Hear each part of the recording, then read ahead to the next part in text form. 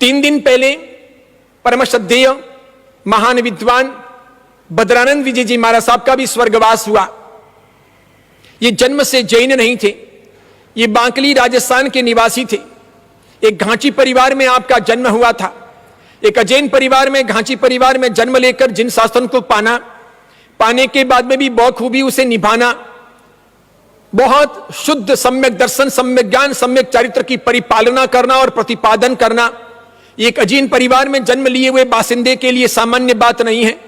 आज तो कई जैन लोग जैन परिवार में जन्म लेकर के भी जैन नहीं रहते, जैन परिवार में जन्म लेकर के भी ज्ञान दर्शन चरित्र का सुयोग प्राप्त करके भी उसका संरक्षण नहीं करते, या जिन शासन को समर्पित नहीं रहते, कितने श्रद्धाहीन निष्ठाहीन बन जाते हैं। ऐसे में एक अजैन परिवार का बेटा, एक अजैन खून में जन्म लिया, बड़ा हुआ, पला, और उसके बाद में जैन दीक्षा ली। जैन दीक्षा लेने के बाद में ज्योतिष शास्त्र हो, जिन शासन का आचार विचार मार्ग का साहित्य हो, जिन शासन के तत्वज्ञान के ग्रंथ हो, और इसके सिवाय मंत्र साहित्य हो, उसका सुंदर उन्होंने अभ्यास किया। सुंदर तरीके से इतना सब जानते हुए भी चरित्र की परिपालना की।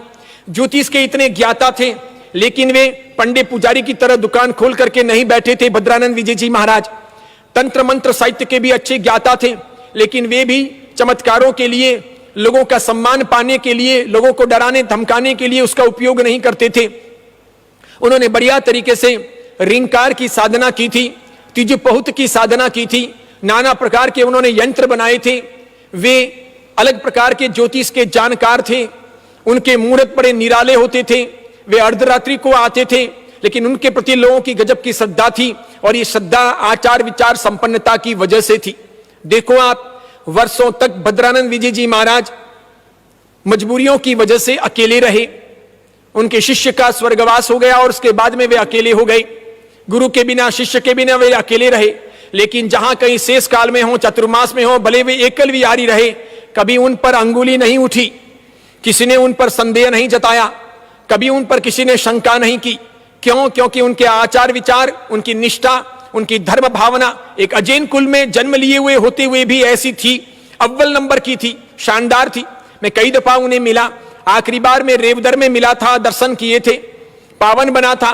उन्होंने कई छोटे बड़े तीर्थों के निर्माण करवाए, कई मंदिरों की प्रतिष्ठाएं करवाई, कई संघों के उन्होंने अजब गजब के मुहूर्त निकाले। उनके दिखाए हुए मूर्त कभी भी गलत नहीं निकले। उन्होंने कई श्रावकों को, श्राविकाओं को मार्गदर्शन दिया। उनके सानिध्य में, उनके चरणों में बैठ करके अनेक लोगों ने धर्म पाया। कुछ वर्षों पहले उनका जन्मस्थली में चतुर्मास था, बांकली में। बड़ी मात्रा में अजैन परिवारों ने, विशेष करके समग्र घांची समाज ने व्यापक मात्रा में तेले, बेले, अट्ठाई और नाना प्रकार की तपस्याएं की थी। सैकड़ों की संख्या में अजैनों ने रात्रि भोजन छोड़ा था। सैकड़ों की संख्या में अजैनों ने अभक्ष अनंतकाय छोड़े थे। ये सब करवाने में वो त्यागी महात्मा महत्वपूर्ण भूमिका निभाए थे। उनका चतुर्मास बांकली के लिए ऐतिहासिक था।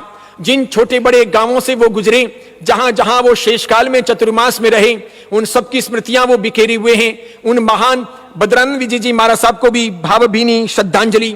हार्दिक